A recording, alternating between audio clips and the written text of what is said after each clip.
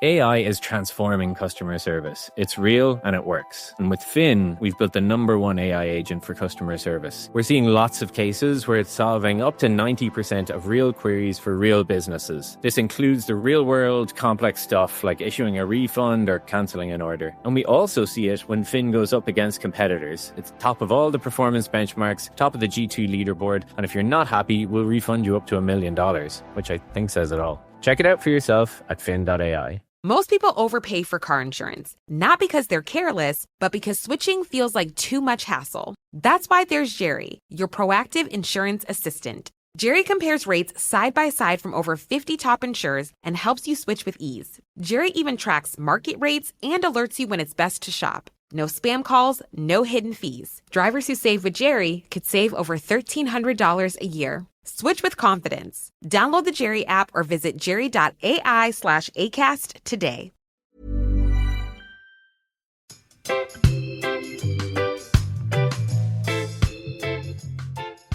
As someone who's only a few weeks sober, Hamish, what kind of hobbies can you see yourself exploring further? Well, what I'm trying to do is to focus on a short-term goal and then create or build hobbies around it. Okay. So I've got a marathon coming up in a few weeks' time. So I'm thinking, okay, that's the goal. Yep. What hobbies can I create around that? So I need to improve my fitness. So I'm doing more running than I would be doing. I'm going to the gym. I'm trying to eat and cook more. So I'm sort of trying to create, I'm imagining like a tree. Yeah. And the goal's at the top, and then all the branches are different hobbies that can help build towards that goal. Okay, I'm imagining your tree. Yeah, I hope that comes across. I'm not just completely mad. Parenting's not exactly a hobby, although I do it during my leisure time. I enjoy it, so it kind of fits the definition of what a hobby is. And there's plenty of hobbies that feed into parenting, like spending more time cooking, like I've mentioned. I need to get better at that. It also helps my wife because I'm crap at it. I need to take some of the weight off for her. She thinks that she has to do it all the time, mainly because she doesn't want to eat my cooking. But no, I need probably. to improve. I've heard about your cooking. Yeah. But also the thing with that, with kids around, when your kids get older, Hamish, my daughter loves craft and I love craft. So now I find myself doing all the things that I used to enjoy with her again, and it's brilliant. Well, yeah, I can't wait for them to get to the age where I can instill the hobbies in them that I love. I'll just force them to love cricket and tennis. And The only problem is you have to clear up after everyone. Like, they don't clear up. It's fucking annoying. Yeah.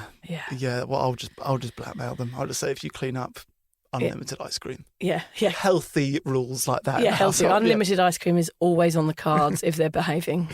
One of the things that we both love doing, me and Liz, which I think is a great hobby to have, particularly if you are sober, is hosting parties. Okay, great. Because I think going out to restaurants is obviously it's expensive, but it's more like the booze conversation is awkward if you're sober. We've spoken about this before. Yeah. Splitting the bill and everything around that is tough, but we both love hosting and we go above and beyond. We've actually got people staying tonight. Oh, great. So what we've done is we've got chocolates on the pillows for them. Oh, nice. They've brought their dog. So on another pillow, we've got a doggy treat.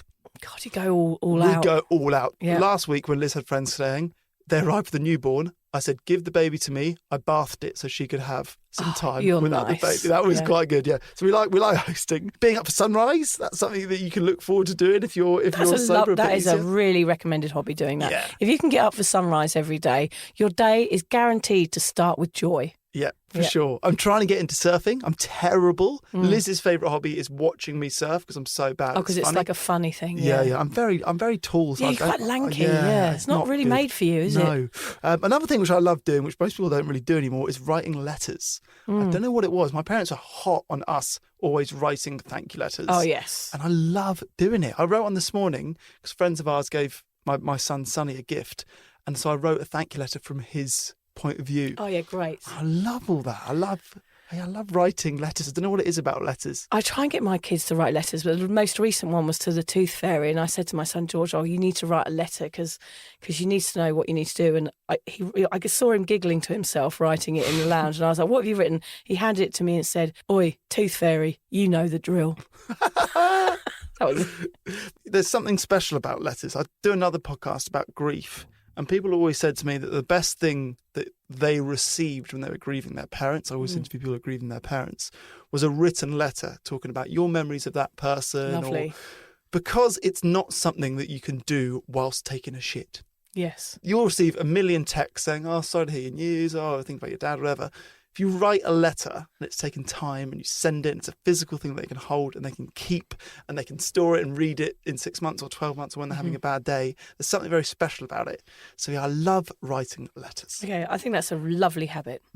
These are obviously just a few things that might have worked for both of us, but you can obviously do whatever you like. Well, not anything, Vic. We don't want to be seen as the podcast that started a trend of people shoplifting or licking escalators. That was my childhood. Most people had tennis elbow. I had escalator tongue. Escalator tongue, that's new to me. I think I'm going to try that. I'll see you at the plaza later for a bit of escalator I'll be hugging action. strangers at the bottom and you'll be licking the escalators. So we've done really bad acid, gone on a weird trip. Keep your hobbies legal. A few other ideas that might work for you if you're newly sober are things like challenging yourself to do something new, something you've never done before. Do stand-up, a skydive, an ocean swim, pottery like I do, medieval LARPing festival. My sister went to one of these amazing medieval festivals where everyone's sort of dressed as Zelda, and, you know, I'm definitely up for that because I'm a bit obsessed. That's my new sober hobby, is playing the Switch with my son. So, yeah, I'm a bit obsessed with Zelda at the moment. But Can we delve into that? Because the other day I called you and you said, hang on, Hame. I said, oh, what? It must be important. You were on YouTube looking up cheats. Don't tell anybody that I looked up the cheats. That is against all the rules. Zelda cheats online. Yeah, I mean, that's what I do. That's what when you have a 10-year-old son, you'll know. He's only 3 months old, yours. He'll be into Zelda in no time.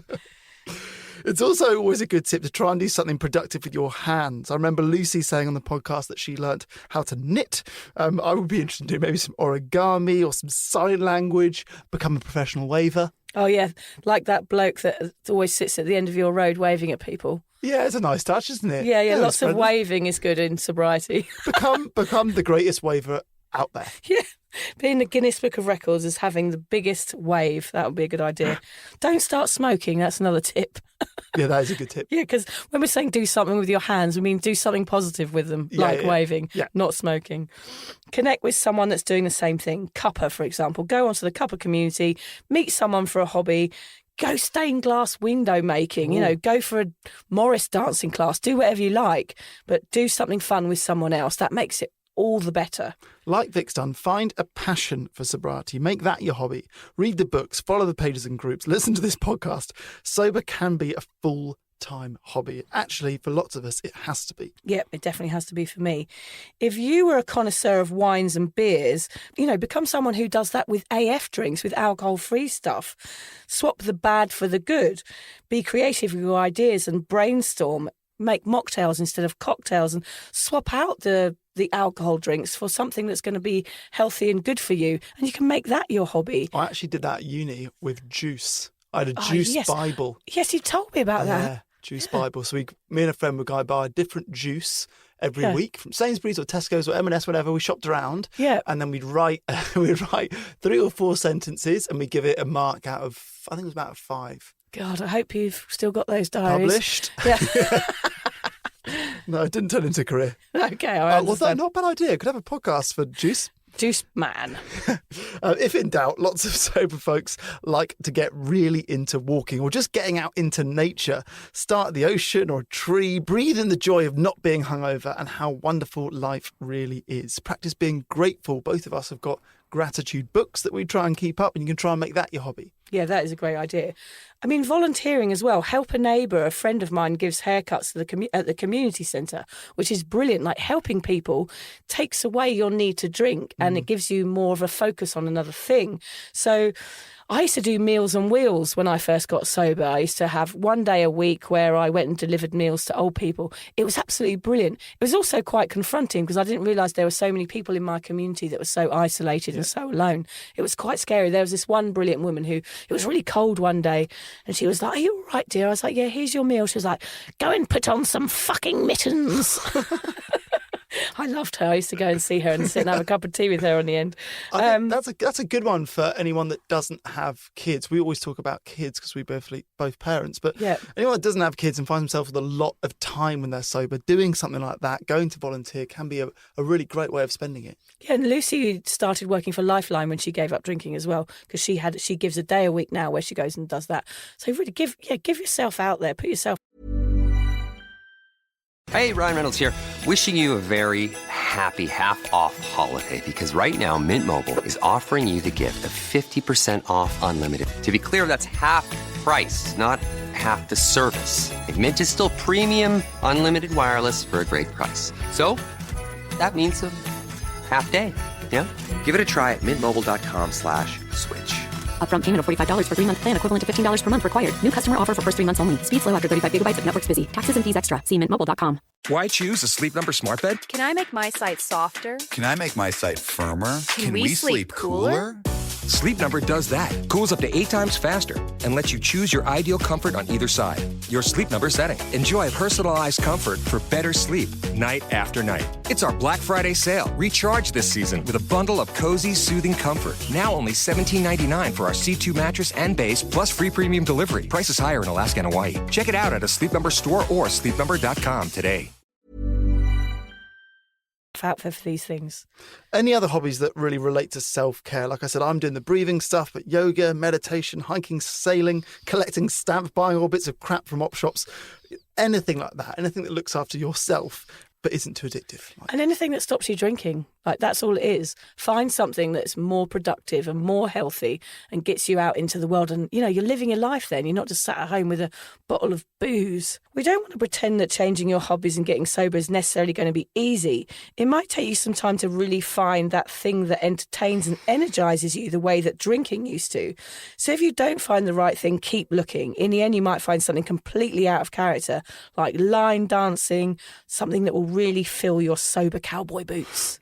I'm sure there are going to be plenty of nights when I'm home alone in tears, reading a sad book about the Second World War or singing Twinkle Twinkle for the 100th time whilst my friends are out partying and dancing on speakers. That is when I'll really question my life decisions. Yeah. But what I'm really interested in, Vic, is whether there have been any hobbies that you've tried that have not worked. Zelda obviously has. Any that might have even triggered you into wanting to pick up the bottle again. Without wanting to sound too much like Ed Sheeran, are there any bad habits? Well, actually, I would say Zelda, like starting with an addictive personality. Not that I believe that there is such a thing as addictive personality, but I am someone who does enjoy things and then takes it too far. Okay. Obviously. Have you bought a Zelda costume? I am thinking about it. And there is an event coming up where everybody dressed as Zelda and you go on this interstate in a camping trip and stuff, which I would quite like to do. Oh my God, but yeah, have. I take things too far like that. So actually that is bad. I need to learn how to control myself around new hobbies as well, even if they're not addictive and not unhealthy. There are certain aspects of things that I get too into. I did go to Frisbee Club after having my first child. And that just for anyone who's given up drinking, I'm brilliant at Frisbee, but the pitch is fucking massive.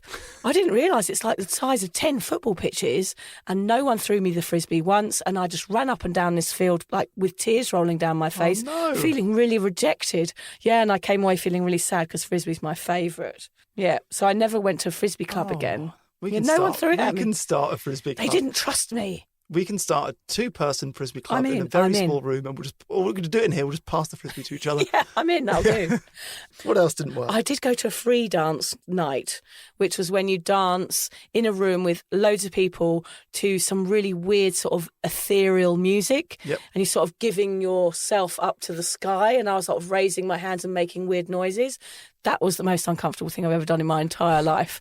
It was so awkward. I mean, we call this podcast Sober Awkward for a reason, because being sober is generally quite awkward.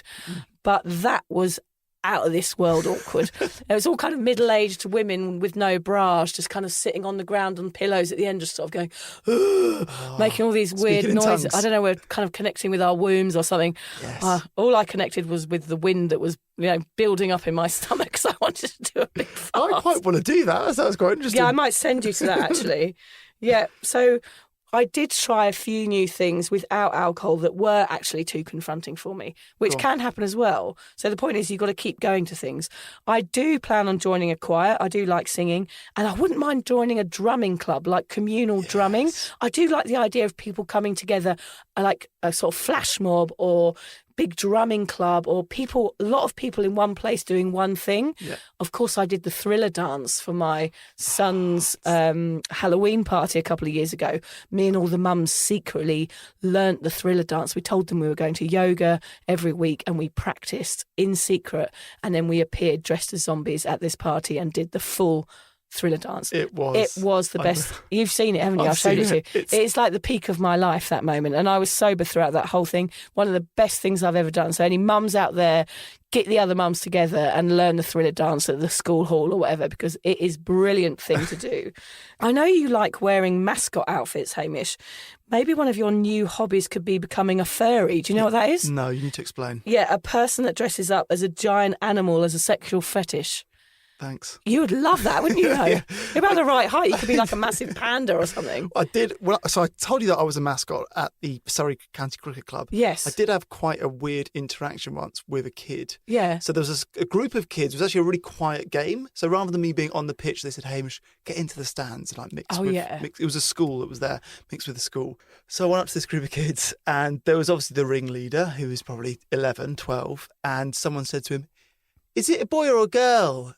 And without taking a breath, grabbed my crotch, gave it a squeeze, went, "It's a boy." I sort of love that kid. I know, but you can't break character as the lion, so I just have to wave. I can't speak, just have to wave my finger at him. No, little boy.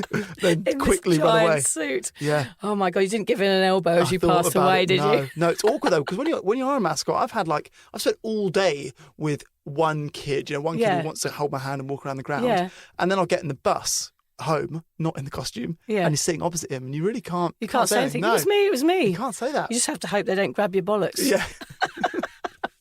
So, Vic, it sounds to me like the benefits of filling your time with hobbies instead of drinking are twofold. Firstly, it will help you not to fixate on drinking. And secondly, it gives you the opportunity to broaden your horizons, upskill, get fit, or educate yourself. In short, you are becoming a more interesting and varied person than someone who gets drunk every Friday and is hungover every Saturday. Yeah, for sure. Most people feel a certain vulnerability in going sober. They fear their chat might suffer. In short, they will be seen as boring. But the opposite is actually true. Wouldn't you rather sit next to someone who's telling you about kite surfing, Hamish, for the first time, or completing a tantric yoga course than hearing the same slurring story for the 100th time that night? We've all been there. That fear is real, and that's why I feel it's so important to fill your sober days. Don't hide away like a hermit. Try one or two of these hobbies that we've mentioned in the episode, or go out and do something completely different and tell us about it on the Cuppa website. And remember the money episode? Now you have some spare funds to do the stuff you've never done before, so get out and do it. Spend that money on something cool, something new. Dave contacted me on Cuppa. He said that he went to a music shop with his son to choose a guitar for his 10th birthday. When he got into the shop with his son, it hit him that he could learn it too. He could learn the guitar at the same time as his son. Awesome. What a brilliant idea. He dipped into the not drinking fund of disposable money that had not pissed up the wall, and he got a guitar.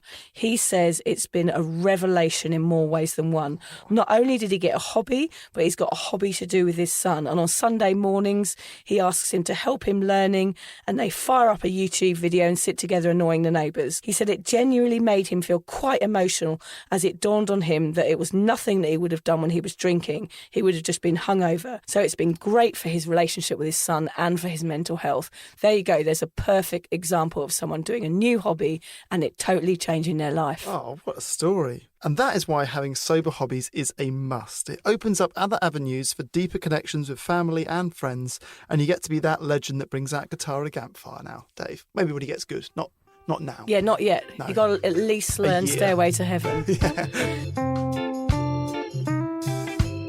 If you're questioning your relationship with booze, you're struggling to moderate, or your hangovers are causing anxiety, it might be time to reach out for some support. Yeah, just talk to a mate about how you're feeling, contact a local doctor, find an AA or sobriety group. Vic's got one. Yeah, just head to www.cuppa.community. Remember, if you're questioning yourself, it might be time to seek support. Even though this journey can be awkward, it is definitely worth it. And if you've enjoyed the Sober Awkward podcast, don't forget to review it, rate it, and share it with your mates. Do they have to share it with their mates? Yeah, of course they do. I'm not doing this for nothing, Hamish. Bloody hell. How do they share it? I don't know, just write it on the...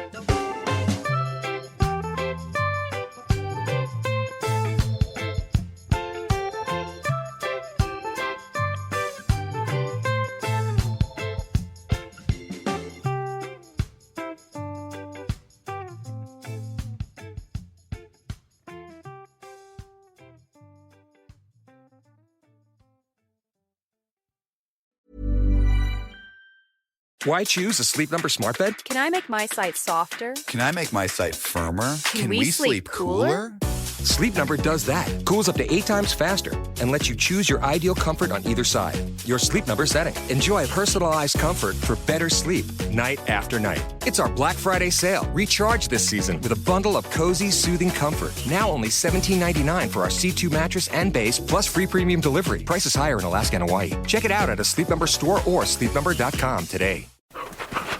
We all love our pets, but we love to travel too. And sadly, they can't always come along for the ride.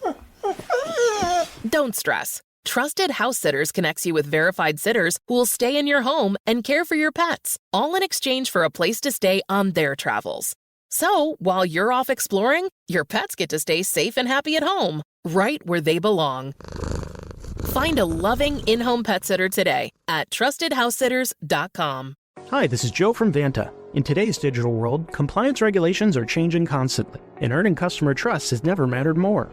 Vanta helps companies get compliant fast and stay secure with the most advanced AI, automation, and continuous monitoring out there.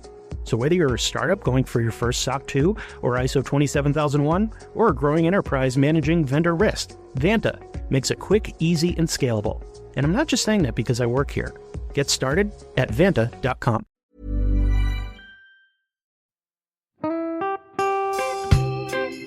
So, as you probably know, my comedy memoir, 1,000 Wasted Sundays, is officially out. All my magnificent fuck-uppery in one awkward hit.